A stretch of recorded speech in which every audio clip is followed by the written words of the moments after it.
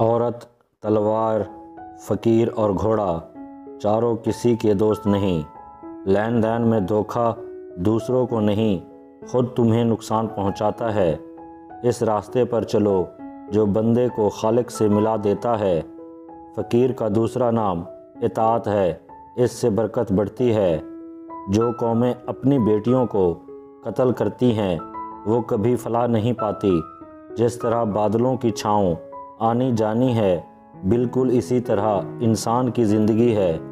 سلیقہ شعور عورت گھر کے چراغ کی مانند ہوتی ہے۔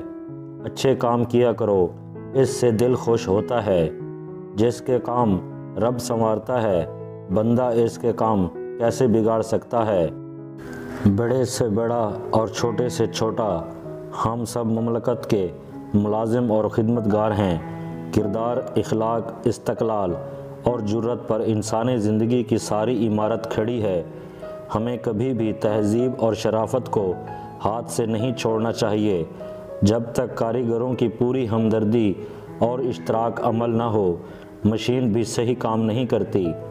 قدرت حالات کے مطابق ایسا آدمی پیدا کر دیتی ہے جس کی وقت اور حالات کو ضرورت ہوتی ہے۔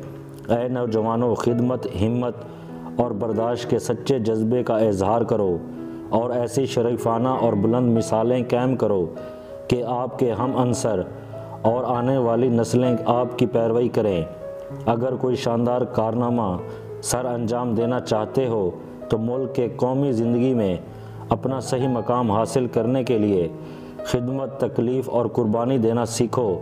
حکومت کا پہلا فریضہ ملک میں امن و امان قائم کرنا ہے تاکہ مملکت کی جانب سے عوام کو ان کی زندگی، املاک اور مذہبی اعتقاد کے تحفظ کی پوری ضمانت حاصل ہو۔